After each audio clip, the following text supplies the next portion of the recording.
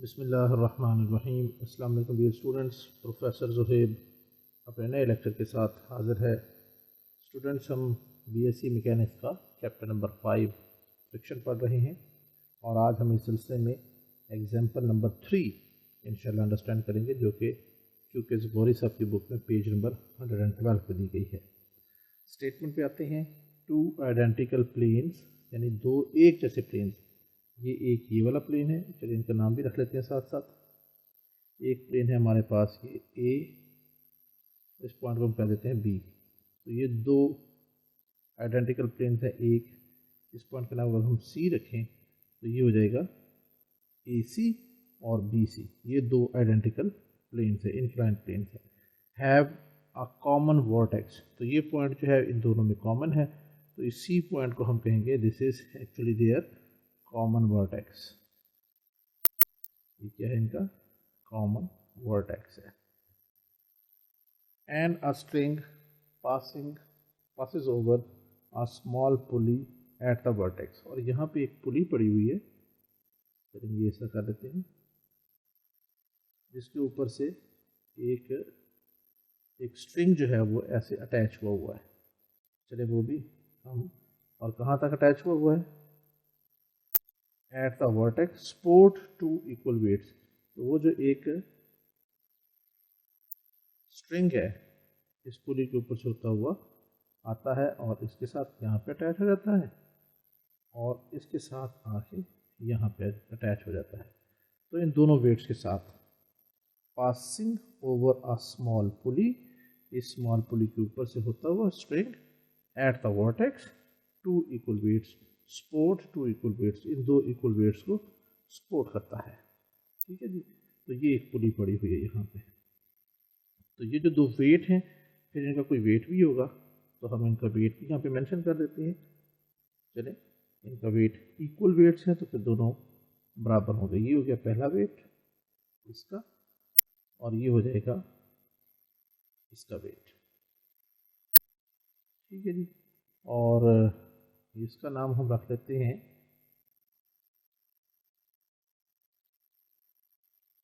دونوں کا نام ہو جائے گا یہ ایم جی، اس ویٹ کا یہ بھی ویٹ ایم جی ہے اور یہ بھی ایم جی ویٹ، رائٹ۔ تو اس کے بعد کیا ہے؟ If one of the places be rough and the other smooth. چلیے فرض کر دیا یہ والا جو اے سی جو پلین ہے یہ ہمارے پاس رف ہے، تو اس کو ہم تھوڑا سا یوں رف کا ایک سمبل ڈال دیتے ہیں، یعنی یہ ایک رف انکلائن پلین ہے، اور یہ جو بی سی ہے یہ اسموتھ ہے۔ فائنڈ، تو کرنا کیا ہے؟ Find the relation between the inclination of the planes. Inclination کیا ہے؟ اس کی انکلینیشن فرض کرنے الفا ہے، اور اس کی انکلینیشن بیٹا ہے۔ تو ان دو کے درمیان میں ہم نے ریلیشن فائنڈ آؤٹ کرنا ہے۔ when the weight on the smooth plane is on the point of moving، right. یہ ہم نے ان دونوں کے درمیان میں کیا معلوم کرنا ہے؟ ریلیشن فائنڈ آؤٹ کرنا ہے۔ تو یہ ویٹ آ گئے۔ اب جب ویٹ یہاں پہ آئے ہیں تو آف کورس یہ دونوں پلینز جو ہیں، اے سی اس ویٹ کے اوپر اور بی سی اس ویٹ کے اوپر نارمل ریئیکشن لگائے گا۔ تو ہم یہاں پہ اب نارمل ریئیکشن بھی شو کر دیتے ہیں۔ فرض کر لیں یہ یہاں پہ نارمل ریئیکشن ہے، اور ایک یہاں پر بھی نارمل ریئیکشن ہے۔ یہ آگے ہمارے پاس نارمل ریئیکشن، اس کو تھوڑا سا صحیح کر لیتے ہیں ایسے۔ تو چونکہ جنرلی ہم کرتے کیا ہیں، جب رف انکلائنڈ پلین ہوتا ہے تو اس کے نارمل ریئیکشن کو ہم آر سے شو کرتے ہیں، اور جو اسموتھ پلین ہوتا ہے اس کے نارمل ریئیکشن کو ہم ایس سے ڈینوٹ کرتے ہیں۔ تو یہ ہمارے پاس اسٹوڈنٹس آ گیا، ساری اس کی فگر ڈرا ہو گئی۔ اب اس کو ہم تھوڑا سا یہاں پہ لکھ بھی لیتے ہیں۔ جی اسٹوڈنٹس، تو یہاں پہ ہم نے ویڈیو کو پاز کر کے یہاں پہ یہ لکھ دیا ہے کہ hair a C is the rough inclined plane making angle alpha, and B C is a smooth inclined plane, یہ اسموتھ ہے، making angle beta with the horizontal. M G جو ہے ویٹس ہیں دونوں دونوں ویٹس کا ویٹ ایم جی سے denote کیا گیا ہے، اور آر جو ہے that is normal reaction on a C and S is normal reaction on B C. تو اب آگے ہم ان کو ریزالو کرتے ہیں، ان دونوں ویکٹرز کو، ان جتنے بھی گیون فورسز ہیں ان کو ہم یہاں پہ کریں گے ریزالو. تو اس کے لیے ہم کیا لکھتے ہیں، چونکہ یہ دونوں سسٹم ایکویلبریم میں بھی ہیں تو پھر since the system is in equilibrium,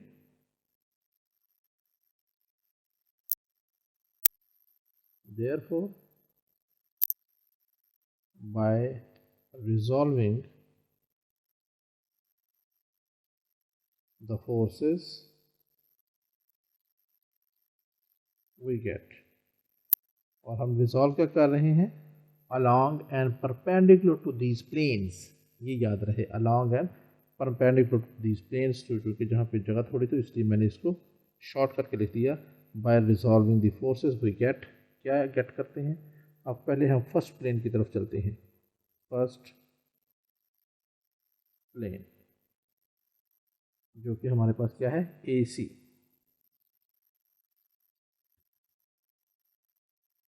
تو یہاں پہ فورسز کون کون سی ہیں، ٹھیک ہے جی. اچھا یہاں پہ ایک فورس اور بھی ہے، یہ ہے ہمارے پاس جب یہاں پہ ویٹ لگے گا تو اس اسٹرنگ کے اندر تناؤ پیدا ہو جائے گا، جسے ہم شو کرتے ہیں ٹی یعنی ٹینشن سے. تو یہ بھی یہاں پہ ہمارے پاس دو فورسز موجود ہیں، اور یہاں پر بھی ٹی اور یہاں پر بھی ٹی، یہ بھی آپ نے یاد رکھنا ہے.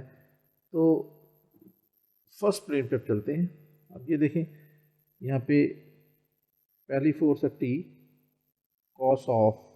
اب ہم along دی پلین اے سی اس کو ریزالو کر رہے ہیں، تو اس کا اینگل کیا ہوگا، یہ بالکل پیرلل ہے اس اے سی کے، تو اینگل اس کا 0 ہوگا. پلس دوسری فورس ہے ہمارے پاس اس پلین کے اوپر آر، یہ ہم لکھ لیا آر کاس آف 90 ڈگری، ٹھیک ہو گیا جی. اب تیسری فورس یہاں پہ ایک اور، یہ رف پلین ہے تو آپ کو یاد ہوگا کہ ہمیشہ اس کے اوپر جو ایک فورس لگتی ہے اپوزٹ ڈائریکشن میں، وہ ہوتی ہے فورس آف فرکشن.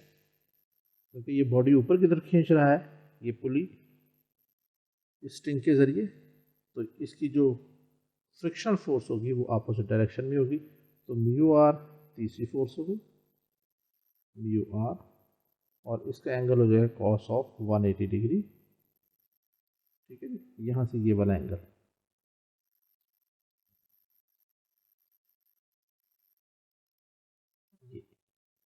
اب یہ والا اینگل ہم جانتے ہیں، اگر یہ 90 ڈگری ہے تو پھر یہ والا اینگل کیا ہوگا، یہ ہم جانتے ہیں دس is always 90 degree minus alpha ہو جائے گا. اسی طرح اس طرف اگر یہ بیٹا ہے، یہ 90 ہے، تو یہ اینگل ہمارے پاس 90 ڈگری مائنس بیٹا بن جائے گا. تو اب چوتھی فورس جو ہے وہ یہاں پہ آ رہی ہے ایم جی کاس آف. اب کیا ہوگا، یہاں تک تو ریڈ سے 180 ڈگری ہے، ٹھیک ہے، یہ میں لکھ بھی دیتا ہوں 180 ڈگری، اور اس سے آگے یہ والا اینگل جو ہے جسے گرین کلر سے شو کیا گیا that is 90 degree minus alpha. تو ان دونوں کو اکٹھا کریں گے تو یہ بن جائے گا ہمارے پاس 270 degree minus alpha, and this will be equal to 0 because the bodies are in equilibrium. System پورا کا پورا equilibrium میں ہے. یہاں پہ ویلیوز پٹ کر دیں، T cos 0 1 کے برابر، پلس R cos 90 0 کے برابر، پلس میو R into cos 180 degree minus 1 کے برابر، پلس ایم جی اور cos 270 degree minus alpha minus sine alpha کے برابر، and this is equal to 0. تو دس امپلائز ہمارے پاس رزلٹ آ جائے گا T minus mu are minus M G sign of alpha is equal to 0. تو یہاں سے ہم میو آر نکال لیتے ہیں. دس امپلائز میو آر کس کے برابر ہوگا، म्यू आर हम इक्वेशन के उस तरफ ले गए, प्लस हो गया, बाकी दोनों एक साइड पे रहे, they will be equal to T minus M G sine of alpha. इसको हम क्या देते हैं, this is our equation number 1। अब इसी पहले प्लेन को हम perpendicular to A C resolve कर लेते हैं। तो फ़र्क क्या पड़ेगा, सारी चीज़ को दोबारा फिर सेम लिखेंगे, सिर्फ कॉस की जगह क्या आ जाएगा, साइन आ जाएगा। तो हम लिखते हैं now T sine of 0 degree plus R sine of 90 degree plus mu R sine of 180 degree और आखिर में plus M G sine of 270 degree minus alpha equal to 0। Values put कर दें, this implies T into sine 0 0 के बराबर plus are into sine 90 1 के बराबर, again plus mu R sine 180 degree 0 के बराबर प्लस एम जी इंटू, अब यहाँ पे क्या आ जाएगा, sine 270 degree minus alpha is equal to minus cos alpha. ये हम पिछले क्वेश्चंस में कई दफ़ा कर चुके हैं, तो अब आपको याद हो जाना चाहिए। This implies R minus M G cos of alpha is equal to 0, ये आ गया हमारे पास। सो देयरफॉर आर फाइनली क्या आ गया, M G cos of alpha, और इसको हम कह देते हैं this is our equation number 2।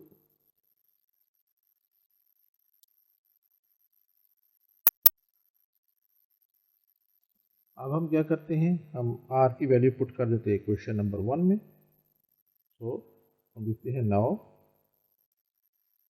Put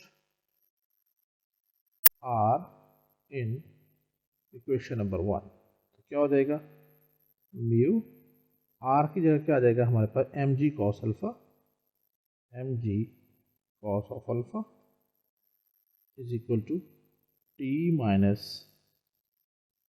M G sine of alpha.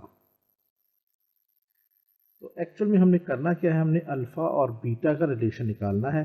तो यहाँ से फिर हम टी को अलग कर लेते हैं। This implies T is equal to, ये इधर आ जाएगा तो हमारे पास बन जाएगा mu M G cos alpha, ये इधर जाके प्लस हो गया, plus M G sine of alpha, और इस इक्वेशन को हम क्या देते हैं, ये हमारे पास इक्वेशन नंबर 3 है। अब हम चलते हैं सेकंड प्लेन की तरफ, उसको भी इसी तरह हम रिजॉल्व करते हैं। सेकंड प्लेन और उसका नाम है बी सी, राइट। तो इसमें सबसे पहले फोर्स टी, ठीक है जी, और इसका जो, अब यहाँ से हम शुरू करेंगे क्योंकि अब ये हम यूँ डायरेक्शन इस राइट पे है, तो बल्कि टी की जगह भी पहले हम ये लिख देते हैं एस, एस से स्टार्ट करते हैं ताकि हमें एक सिमेट्री मिल जाए। एस इंटू कॉस ऑफ, अब ये एस कौन सा एंगल बन रहा है, यहाँ से लेके यहाँ तक ये हमारे पास 90 डिग्री बन रहा है, तो ये हो जाएगा 90 डिग्री प्लस, अब ये टी है, टी कॉस ऑफ, अभी देखिए हमने एंगल इस इंक्लाइन प्लेन से लेना है, तो अब यहाँ से दूसरा जो एंगल बन रहा है वो क्या बनेगा, ये वाला angle which is equal to 180 degree. तो टी का एंगल क्या बन गया, 180 degree, T cos of 180 degree plus, इसके बाद तीसरी फोर्स क्या आ जाती है यहाँ पे एम जी। यहाँ पे तीन फोर्सेस हैं क्योंकि ये स्मूथ प्लेन है, तो यहाँ पे फ्रिक्शनल फोर्स नहीं होगी। तीसरी फोर्स आ गई हमारे पास M G into cos of, और ये एंगल क्या होगा, देखिए मैं इसको रेड से शो करता हूँ। अगर ये पूरा एंगल यहाँ से शुरू हो रहा है, ये पूरा यहाँ तक आए, ये क्या बनता है, ये हमारे पास होता है 360 डिग्री। अब 360 डिग्री में से हमने यहाँ तक पहुँचना है, कहाँ तक, अब मैं दोबारा इसको मिटा के असल एंगल बनाता हूँ। हमने पहुँचना है इस जगह तक, तो क्या करेंगे, इस 360 में से ये 90 डिग्री माइनस बीटा माइनस कर लेते हैं। तो आइए इधर ज़रा लिख के देख लेते हैं, 360 degree minus 90 degree minus beta, तो ये क्या हो जाएगा, 360 डिग्री माइनस 90 डिग्री, और ये माइनस माइनस प्लस हो जाएगा। तो this is equal to 270 degree plus beta. तो ये एंगल हमारे पास क्या बना, ये जो रेड में बना, this is 270 degree plus beta.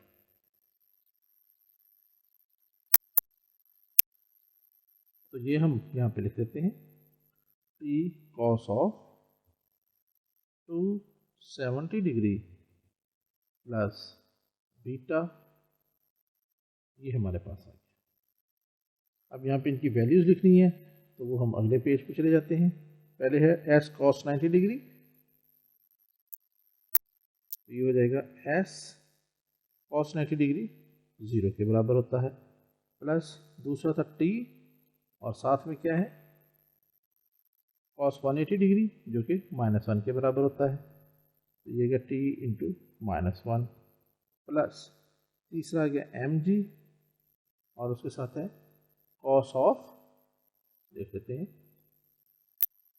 cos of 270 degree plus beta. तो यहाँ पे अगर माइनस बीटा हो तो वो बन जाता है माइनस साइन बीटा, और अगर यहाँ पे प्लस बीटा हो तो वो बन जाएगा प्लस साइन बीटा। तो यहाँ पे आ जाएगा mg into sine of beta, and this is equal to 0। और यहाँ पे मैं ये आपके लिए लिख के दे रहा हूँ, ये आपने इसको चेक कर लेना है, because cos of 270 degree plus beta is always equal to sine of beta. ये आपने अपने तौर पे साइन अल्फ़ा प्लस बीटा का फार्मूला लगा के चेक कर लेना है। तो यहाँ से हम अब सॉल्व कर लेते हैं। दिस इम्प्लाइज, ये आ गया minus T plus M G into sine of beta is equal to 0।